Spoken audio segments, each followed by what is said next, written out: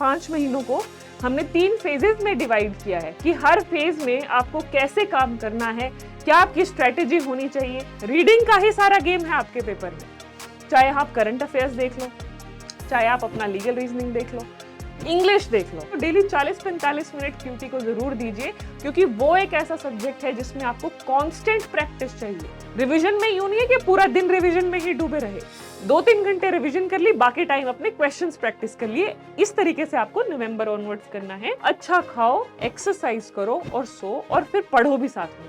ऐसे नहीं है कि सिर्फ इन 3 चीजों पे फोकस करना है, खाना, सोना और एक्सरसाइज करना, पढ़ना भी है साथ साथ। हेलो माय लवली स्टूडेंट्स, आप सभी का स्वागत है on this amazing platform of learning, and together we are going to discuss the concept of preparation for your CLAT 2025 exam. आपकी लास्ट 5 मंथ्स की स्ट्रेटेजी क्या होनी चाहिए। आपकी एग्जाम डेट अनाउंस हो चुकी है, आपको ये पता चल चुका है, रजिस्ट्रेशन फॉर्म आपके आ चुके हैं, 15 जुलाई से आपका रजिस्ट्रेशन प्रोसेस शुरू हो जाएगा। तो अब आपका काउंटडाउन शुरू हो चुका है। तो आपको अब आखिरी के इन 5 महीनों में क्या स्ट्रैटेजी फॉलो करनी चाहिए। अगर आपको आपके ड्रीम कॉलेजेस में एडमिशन लेना है, तो अगले इन 5 महीनों में आपको अपनी जी जान से पूरी मेहनत लगा देनी है। तभी जो है, अगर वो मेहनत आप नहीं करेंगे, आपकी जगह कोई और बच्चा करेगा, तो he will take your seat. So in order to make sure कि आपको आपका ड्रीम कॉलेज मिले, इन 5 महीनों में आपको ये स्ट्रेटेजी आप फॉलो करेंगे, तो you will definitely make it to your dream colleges. तो वन बाय वन हम देखते हैं। So we will be discussing it in 3 phases. 5 महीनों को हमने 3 फेजेस में डिवाइड किया है कि हर फेज में आपको कैसे काम करना है, क्या आपकी स्ट्रेटेजी होनी चाहिए। तो सबसे पहले फेज को हमने 2 महीनों में डिवाइड किया है, जुलाई एंड अगस्त। जुलाई का ऑलरेडी एक हफ्ता जा चुका है, तो अभी भी जितना जुलाई बचा है और आने वाला अगस्त, इन 2 महीनों के लिए आपकी क्या स्ट्रेटेजी होनी चाहिए। सबसे पहले build a strong foundation. Strong foundation से यहां मतलब है कि आपका जो पूरा सिलेबस है, आपके जो 5 सब्जेक्ट्स हैं, वो थॉरली आपके प्रिपेयर्ड होने चाहिए। आप मेक श्योर कीजिए आपका सिलेबस जो है आगे आने वाले 2-3 महीनों में कंप्लीट हो जाए, और आप अपनी फाउंडेशन को स्ट्रांगली बिल्ड कर लें। So dedicate time to understand the theoretical aspects of each subject, practice solving questions to reinforce your learning. सबसे पहले पता लगाइए, पहले तो सबसे पहले प्रीवियस ईयर पेपर देखो। First and foremost, first is PYQs, previous year question paper देखो, जिससे कि आपको आइडिया हो जाए कि पिछले पेपर में सब्जेक्ट कौन कौन से आते हैं, एग्जाम का पैटर्न क्या रहने वाला है। क्योंकि जब तक आपको ये नहीं पता होगा, वैसे ही बिना किसी डायरेक्शन के, बिना किसी दिशा के अगर आप ऐसे ही एफर्ट करने लग जाओगे, तो it will not yield any results. अच्छे रिजल्ट्स पाने के लिए हमें स्मार्ट वर्क करना है। और स्मार्ट वर्क कैसे करेंगे, सबसे पहले हम देखेंगे कि पिछले पेपर्स में ट्रेंड कैसा रहा है, किस तरह के क्वेश्चंस पूछे जाते हैं, कौन कौन से टॉपिक्स आते हैं क्लैट में। तो इसमें आपकी 5 टॉपिक्स है ना, तो लीगल रीजनिंग,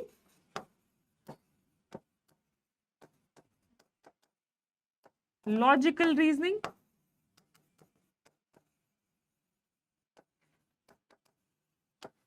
करंट अफेयर्स,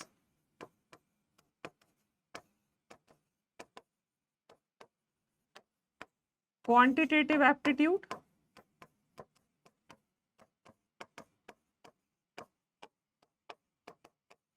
ये सारी चीजें जो हैं आपकी टिप्स पे होनी चाहिए बाय द एंड ऑफ अगस्त।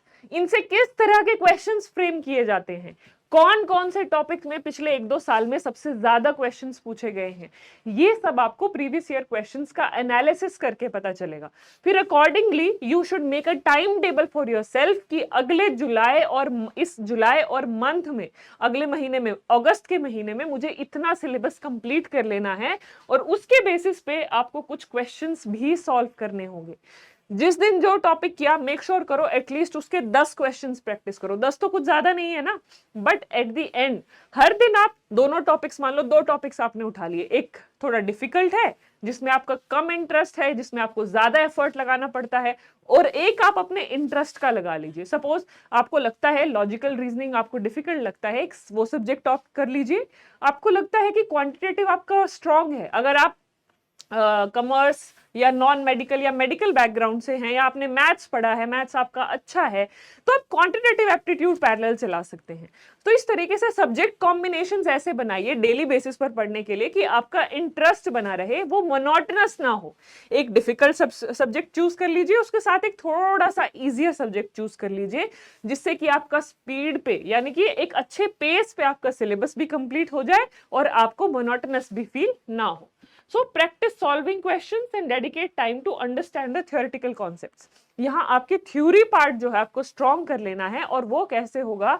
अच्छे से उसको समझने से और उसको प्रैक्टिस करने से।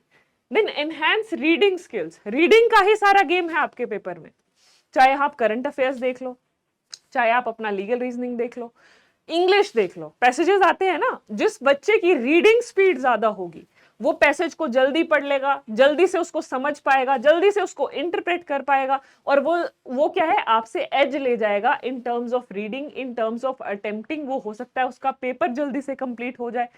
कई बच्चों का पेपर क्यों नहीं कंप्लीट हो पाता? क्योंकि उनकी रीडिंग स्किल्स इतनी अच्छी नहीं होती, क्योंकि उनकी रीडिंग स्पीड बहुत कम होती है।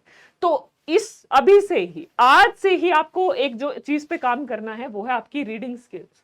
रीडिंग स्किल्स जिस बच्चे की अच्छी होंगी वो अपना पेपर कंप्लीट कर पाएगा टाइमली। और देखना, आप जब मॉक टेस्ट लगाओगे ना, आपकी जैसे रीडिंग स्पीड बढ़ेगी, तो आप देखोगे कि आप पेपर को टाइमली मैनर में कंप्लीट कर पाओगे, या आपको क्या है, सॉल्यूशंस या इंटरप्रिटेशंस अच्छे से आने लगेंगी उन पैसेजेस की। और इसमें क्या है, एक तो आपकी स्पीड बढ़ जाएगी, और दूसरा यहाँ पे आपको वैरायटी ऑफ पैसेजेस पढ़ने, एक ही तरह के नहीं, अलग अलग तरह के, कभी स्पोर्ट्स पर, कभी कोई लीगल जजमेंट पर, कोई कभी किसी करंट अफेयर्स पर। आपको वैरायटी ऑफ पैसेजेस जो हैं, या अगर आप न्यूज़पेपर रीडिंग करते हैं, न्यूज़पेपर रीडिंग तो मस्ट है, उसी से ही आपकी तीन चीजें इंप्रूव हो जाएंगी। एक तो आपकी रीडिंग स्पीड बढ़ जाएगी, दूसरा आपके लीगल पर्सपेक्टिव से भी जो जजमेंट्स पे बेसिस एडिटोरियल आते हैं कई बार, वो पर्सपेक्टिव भी इंप्रूव हो जाएगा। करंट अफेयर्स तो आपके साथ के साथ पैरेलल और भी स्ट्रांग हो जाएंगे। देन रीड न्यूज़पेपर, ये देखो आई वाज सेइंग दैट, और ये यहाँ मेंशन भी है, read newspapers daily for editorials and current affairs. Reading speed और करंट अफेयर्स दोनों बेस्ट हो जाएंगे इससे। Supplement with magazines focusing on legal news and current events, यानी कि पढ़ो, रीड करो as much as you can, so that the day when you sit for your examination you have a great reading speed which will give you an edge over the other students. Practice regularly, practice बहुत जरूरी है। आपने content सारा पढ़ लिया, पढ़े जा रहे हो, उसको प्रैक्टिस नहीं कर रहे हो, फिर क्या फायदा? प्रैक्टिस नहीं करोगे तो आपको पता नहीं चलेगा कौन सा मेरा वीक एरिया है, कौन सा मेरा स्ट्रॉन्ग एरिया है, कहाँ मुझे ज्यादा टाइम डिवोट करने की जरूरत है। वो सब आपको प्रैक्टिस से ही पता चल पाएगा। सो प्रैक्टिस करना भी बहुत जरूरी है। इसके लिए आपको वीकली मॉक टेस्ट लेने चाहिए to familiarise yourself with the exam format. हर हफ्ते मॉक टेस्ट लो, चाहे आपका सिलेबस बहुत कम कंप्लीट हुआ है, बट आपको पता चलेगा कि आपकी स्ट्रेंथ्स क्या हैं। आपको फेमिलियरिटी होगी एग्जाम फॉर्मेट से, कि ऐसा एग्जाम का फॉर्मेट आता है, मुझे पहले कौन सा टॉपिक, कौन से सब्जेक्ट के क्वेश्चंस मुझे पहले अटेम्प्ट करने हैं। मुझे लगता है लीगल मेरा स्ट्रांग है, तो मुझे पहले लीगल के अटेम्प्ट करने हैं। तो इन सब चीजों का आइडिया आपको प्रैक्टिस से ही आ पाएगा। Then review mock test scores to determine area of proficiency and areas needing improvement. अब प्रैक्टिस में दो चीजें होती हैं, एक तो आप टेस्ट लगाइए, टेस्ट यानी कि क्वेश्चंस प्रैक्टिस कीजिए, और दूसरा उनका एनालिसिस कीजिए, रिव्यू कीजिए अपनी परफॉर्मेंस को ऑन वीकली बेसिस। तो हर हफ्ते के एंड पे कंटेंट पढ़ के अच्छे से उसको तैयार करके एक मॉक टेस्ट, अगर आप मल्टीपल लगा सकते हैं तो मल्टीपल लगाइए, 2 लगाइए, और फिर उन मॉक टेस्ट को रिव्यू कीजिए या उनको एनालाइज कीजिए कि मुझे लगता है इस एरिया में तो मुझे अभी और काम करने की जरूरत है, या यहाँ पर मुझे और पुट इन करने की जरूरत है। तो वो रिव्यू या एनालिसिस भी बहुत जरूरी है मॉक टेस्ट का। Then focus on quantitative techniques, spend at least 5 to 6 hours per week practising QT topics. हफ्ते में, मैंने एक दिन में 5-6 घंटे नहीं कहा, हफ्ते में कम से कम 5 से 6 घंटे लगाने आपको, यानी कि डेली ऑन एन एवरेज कितने हो गए, हफ्ते में 7 दिन है, तो 5 से 6 घंटे अगर आप लगाएंगे तो डेली 40-45 मिनट QT को जरूर दीजिए, क्योंकि वो एक ऐसा सब्जेक्ट है जिसमें आपको कॉन्स्टेंट प्रैक्टिस चाहिए। डेली थोड़ा थोड़ा थोड़ा थोड़ा प्रैक्टिस करोगे तो जाके you will build a strong foundation for this subject. Then cover general knowledge, catch up on GK from previous months and stay updated with current affairs. Current affairs का एक रामबाण है न्यूज़पेपर, और आप कोई भी इसके पैरेलल कोई भी आप अपनी लीगल जीके की कोई मैगजीन परचेज कर सकते हैं, कोई बुक ले सकते हैं, but this is very important from examination point of view. आप किसी भी एक सब्जेक्ट को ऐसे नहीं छोड़ सकते, छोड़ो यार इसको छोड़ देता हूं मैं, बाकी सब्जेक्ट्स में अच्छा कर लूंगा, नहीं। क्योंकि कई बार जो आप छोड़ के जाते हो वो तो ईजी आ जाता है, जो आप प्रिपेयर करके जाते हो वो डिफिकल्ट आ गया, फिर आप क्या करोगे? तो आपको सारे सब्जेक्ट्स अच्छे से तैयार करके जाने। अभी आपके पास बहुत समय है, 5 महीने का समय बहुत ज्यादा होता है। आप ऐसे बच्चों से भी मिले होंगे या जानते होंगे जो क्रैश कोर्स यानी कि 1 या 2 महीने तैयारी करके भी अपने ड्रीम कॉलेजेस में एडमिशन ले जाते हैं। तो अब हम जुलाई अगस्त के बाद आगे चलते हैं सितंबर और अक्टूबर। अब जुलाई अगस्त में आपको मेन एम्फेसिस करना है सिलेबस कंप्लीशन पे, थ्योरी को समझने में, अलॉन्ग विद प्रैक्टिसिंग क्वेश्चंस। अब सितंबर और अक्टूबर में आपकी क्या अप्रोच होनी चाहिए? Intensive practice. अब आपको, और अगर आप एक एक मॉक टेस्ट लगा रहे थे हफ्ते में, अब आप 2-2 या 3-3 लगाइए। Then intense increase practice intensity with varying levels of difficulty in questions. ज्यादा मॉक टेस्ट प्रैक्टिस करोगे, वैरायटी ऑफ क्वेश्चंस का आइडिया होगा कि लीगल में अच्छा ऐसे क्वेश्चंस भी पूछे जाते हैं, अच्छा क्वांटिटेटिव में इस तरह के क्वेश्चंस भी आ जाते हैं।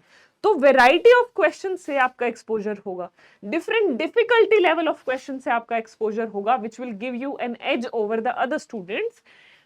Focus on solving passages and questions for English and critical reasoning and legal reasoning. Solving passages करना बहुत जरूरी है आपकी इंग्लिश, क्रिटिकल रीजनिंग और लॉजिकल रीजनिंग के लिए। अगेन 2 चीजें आपको साथ में करनी है थ्रू आउट। अगर मैं इन 5 महीनों की स्ट्रेटेजी को क्रक्स में बताऊं, सिलेबस पूरा कंप्लीट करना है और मॉक टेस्ट मैक्सिमम लगाने हैं। जितने ज्यादा मॉक टेस्ट लगाओगे, जितने ज्यादा क्वेश्चंस प्रैक्टिस करोगे, उतना ही देखना आपको वैरायटी ऑफ क्वेश्चंस का आइडिया हो जाएगा। आपको डिफिकल्ट क्वेश्चंस भी आसान लगने लगेंगे कि ऐसे क्वेश्चंस तो मैं ऑलरेडी प्रैक्टिस कर चुका हूं।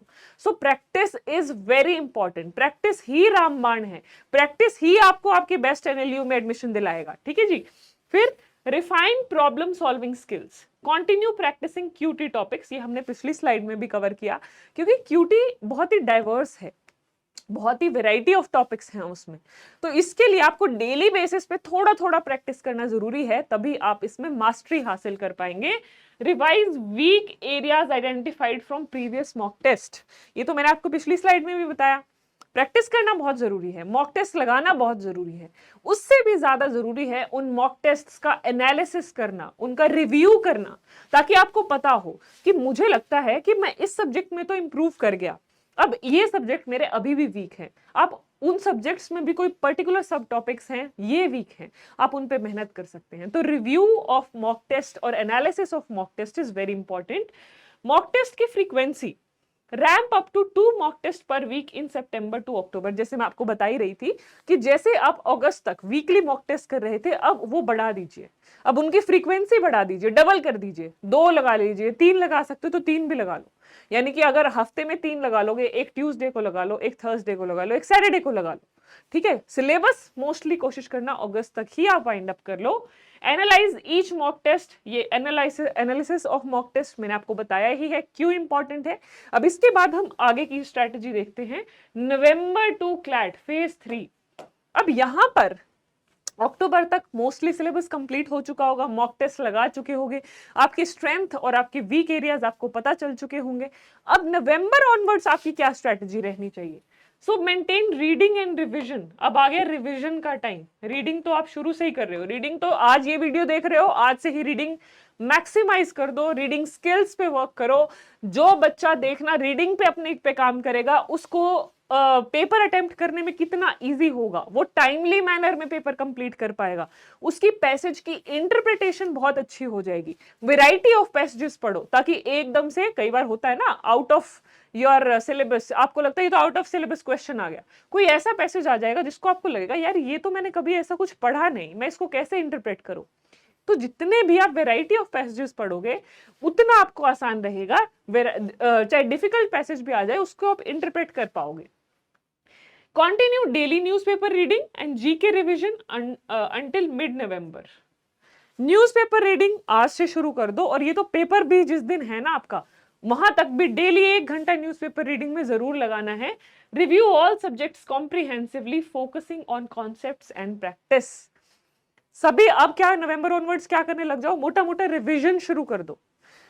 पहले 10 दिन लीगल रीजनिंग की रिवीजन कर लो नवंबर में मान लो, या अगर आपका नवंबर मिड तक सिलेबस हो रहा है, 1 वीक लीगल रीजनिंग की कर लो रिवीजन, 1 वीक लॉजिकल की रिवीजन कर लो, 1 वीक अपनी इंग्लिश की कर लो, नेक्स्ट वीक आप क्वांटिटेटिव। 1 महीने में आपका पूरा सिलेबस बहुत अच्छे से रिवाइज हो जाएगा। रिवीजन में यूं नहीं है कि पूरा दिन रिवीजन में ही डूबे रहे, 2-3 घंटे रिवीजन कर ली, बाकी टाइम अपने क्वेश्चंस प्रैक्टिस कर लिए। इस तरीके से आपको नवंबर ऑनवर्ड्स करना है। Maximise mock test, take 2 mock tests per week to refine exam strategy. Use mock test analysis to fine tune your approach. अब 20 नवंबर ऑनवर्ड लगा लो आप, क्योंकि 1 दिसंबर को तो आपका पेपर ही है। 15 से लेके 30 नवंबर तक मैक्सिमम मॉक टेस्ट्स आपको देने हैं, है ना, क्योंकि नवंबर ऑनवर्ड्स में तो फिर आपका 1 दिसंबर को पेपर है। तो नवंबर को आप ऐसे डिवाइड करो, 15 तक आपका पूरा रिवीजन हो जाए, 15 ऑनवर्ड्स आपकी पूरी आप मॉक टेस्ट ही मॉक टेस्ट लगाओ, अपनी स्ट्रैटेजी बिल्डअप कर पाओ। स्ट्रैटेजी इन द सेंस, मुझे लगता है ये मेरा स्ट्रॉन्ग एरिया है, मैं पेपर में सबसे पहले ये अटेम्प्ट करूंगा। टाइम मैनेजमेंट आप अपना इंप्रूव कर पाओ, टाइम का ही सारा खेल है पेपर में। इसीलिए मैं बार बार कह रही हूँ रीडिंग स्किल्स पे काम करो। रीडिंग स्किल्स पे काम करोगे, रीडिंग आपकी इंटरप्रिटेशन स्ट्रांग होगी, पेपर पूरा कंप्लीट कर पाओगे। अक्सर बच्चों की यही शिकायत रहती है, मैम हम पेपर ही नहीं पूरा कर पाए। उनको आता है, सब्जेक्ट की पूरी नॉलेज है, बट पैसेज को पढ़ने में समझने में ही इतना टाइम लग गया। तो रीडिंग स्किल्स को जरूर इंप्रूव कीजिए। उसके बाद नेक्स्ट है maximise your preparation for CLAT 2025। कुछ effective strategies, tried and tested strategies हैं ये, चाहे हम स्टूडेंट्स थे, हम ये स्ट्रैटेजीज फॉलो करते थे, या आप कैनेल्यूक्स के जो टॉपर्स हैं उनसे हमारी कभी इंटरेक्शन हुई, वो भी ये स्ट्रैटेजीज फॉलो करते हैं। अब आप जो सभी फ्यूचर टॉपर्स ये देख रहे हैं, जो भी बच्चे हैं जो एनएलयूज में एडमिशन लेने वाले हैं, वो आप में से ही बहुत सारे बच्चे होने वाले हैं, तो आप भी ये स्ट्रैटेजीज फॉलो कीजिए और देखिएगा कैसे एक रिमार्केबल डिफरेंस आपको आपकी परफॉर्मेंस में फील होगा। सबसे पहले टाइम मैनेजमेंट का, create a study schedule that covers all subjects, stick to it consistently. ये कंसिस्टेंसी ही बहुत जरूरी है, रेगुलर प्रैक्टिसेस की। आज मैंने सोचा कि मैं तो क्लैट की प्रिपरेशन करूंगा, मोटिवेशन में ऐसा टाइम टेबल बना डाला, दिन के 8-8 घंटे पढ़ूंगा, बट जब उसको प्रैक्टिस करने की बात हुई, जब उसको कंसिस्टेंटली फॉलो करने की बात हुई, 10 दिन में टाइम फिश हो गई। नहीं, तो इसीलिए ऐसा टाइम बनाओ, ऐसा टाइम टेबल अपने लिए बनाओ जिसको आप कंसिस्टेंटली थ्रू आउट फॉलो कर पाओ। अभी आपकी बॉडी रिदम में नहीं है कि आप उतना सिटिंग नहीं दे सकते, तो इनिशियली 2-3 घंटे के टाइम टेबल से शुरू कर सकते हो। ऐसा नहीं है कि आप पीछे रह जाओगे। 10 दिन 2-3 घंटे की टाइम टेबल से शुरू करो कि 2-3 घंटे मुझे डेली डिवोट करनी है, धीरे धीरे उसको इंक्रीज करो। एकदम 8 से 10 घंटे का टाइम टेबल बना दोगे, वो नहीं फॉलो हो पाता। You have to take some time for your self. आपकी बॉडी अडेप्ट होगी, आपका माइंड अडेप्ट होगा, बट तभी आप उस टाइम टेबल को कंसिस्टेंटली फॉलो कर पाएंगे। तो एक ऐसा टाइम टेबल अपने लिए बनाइए जो आप कंसिस्टेंटली थ्रू आउट प्रैक्टिस कर सकें, थ्रू आउट उसे आप फॉलो कर सकें। Then healthy lifestyle, healthy body होगी, हेल्दी माइंड होगा, आप एंथुसियास्टिक रहेंगे, आप मोटिवेटेड रहेंगे। ऐसा नहीं होगा, नहीं तो अगर आप फिट नहीं हैं या आपका लाइफस्टाइल अच्छा नहीं है तो आप हर टाइम लेजी फील करेंगे। तो कुछ आने वाले समय में डेली कुछ समय, दिन का आधा घंटा 20 मिनट अपनी हेल्थ को भी डिवोट कीजिए, चाहे आप उसमें वॉकिंग करें या आपकी कोई और फिजिकल एक्टिविटी में आपको अच्छा लगता है, कोई गेम खेलना या वॉक करना या स्प्रिंट्स पर जाना, वो कुछ भी आप कर सकते हैं। ठीक है, maintain a balanced diet, exercise regularly and get enough sleep. Sleep बहुत अंडर एस्टिमेटेड है भाई, सोना भी उतना ही जरूरी है, माइंड को रेस्ट देना बहुत जरूरी है। अच्छा खाओ, एक्सरसाइज करो और सो, और फिर पढ़ो भी साथ में। ऐसे नहीं है कि सिर्फ इन 3 चीजों पे फोकस करना है, खाना, सोना और एक्सरसाइज करना, पढ़ना भी है साथ साथ। वो आपको आपका टाइम टेबल अकॉर्डिंगली सेट करना है। और टाइम टेबल की भी अगर मैं यहाँ बात करूं, कभी भी जरूरी नहीं है जो मेरे लिए टाइम टेबल सूट करता है वो आपको भी सूट करे। हर व्यक्ति की नीड्स अलग हैं, हर व्यक्ति की रिक्वायरमेंट्स अलग हैं, हर व्यक्ति की स्ट्रेंथ्स और वीकनेसेस अलग हैं। तो it is a very tailored one, it is a very tailored approach कि आप अपनी प्रेफरेंसेस के हिसाब से, अपनी रिक्वायरमेंट्स के हिसाब से उस टाइम टेबल को बना सकते हैं, कभी भी कॉपी पेस्ट मत करो, देखो उसने टॉप किया था, उसने ये टाइम टेबल फॉलो किया था, मैं भी वही करूंगा तो मैं भी टॉपर बन जाऊंगा। नहीं, अपने आप को अननेसेसरी बर्डन करने की जरूरत नहीं है। आप अपनी कन्वीनियंस के हिसाब से वो टाइम टेबल बनाइए। डिफरेंस क्या मेक करेगा यहाँ पे कि आपने कितना कंसिस्टेंटली उसको फॉलो किया, कितने डिसिप्लिन से आपने उसको फॉलो किया, ठीक है। फिर healthy body supports better concentration and performance, this is very true. चाहे ये आप आजमा के देख लीजिए, हमने आजमा के देखा है, एक्सपीरियंस किया है। This is very important. अच्छा खाना, अच्छे से पूरी नींद लेना और एक्सरसाइज करना। फिट रहोगे तभी आप अच्छे से कंसंट्रेशन से काम कर पाएंगे। Stay positive and motivated, surround yourself with supportive friends and family, क्योंकि पॉजिटिव रहोगे तो पॉजिटिव ही आउटकम मिलेगा, ठीक है। So these are some important strategies which you must incorporate in your preparation strategy for CLAT 2025। तो बच्चों थोड़ा सा ही टाइम रह गया है, क्योंकि जब वो होता है ना शादी की तारीख रख देते हैं तो पता नहीं चलता दिन कहां जाते हैं, वैसे ही उतना ही इंपॉर्टेंट इवेंट है ये आपकी लाइफ का, which is going to be life changing. आपकी एग्जाम की तारीख रख दी गई है 1 दिसंबर। अब जो दिन जो है वो भागते जा रहे हैं, दौड़ते जा रहे हैं, तो आपके पास लिमिटेड टाइम है, इसको जुडिशियसली यूज कीजिए। आप जो इसमें मैंने आपको टिप्स फॉलो की कि कंसिस्टेंसी जरूरी है, एक टाइम टेबल बनाइए और उसको कंसिस्टेंटली फॉलो कीजिए। उसको अगर आप कंसिस्टेंसी से फॉलो करोगे, 2 घंटे भी पढ़ रहे हो, 4 घंटे भी अगर दिन के पढ़ रहे हो, तो यू विल सी रिजल्ट्स। आपको 1 महीने में ही अपने आप में रिजल्ट्स या बदलाव देखने को मिलेंगे, ठीक है। सो that's all about today session. Thank you everyone. I hope you thoroughly enjoyed this session and I hope बच्चों के लिए ये हेल्पफुल और फ्रूटफुल रहे। किसी भी बच्चे की कोई डाउट है, कोई कंसर्न है रिगार्डिंग प्रिपरेशन फॉर क्लैट 2025, आप कमेंट सेक्शन में पूछ सकते हैं। We will be addressing your concerns there also. So that's all about today session. Thank you everyone. I hope you all have a great day. Thank you.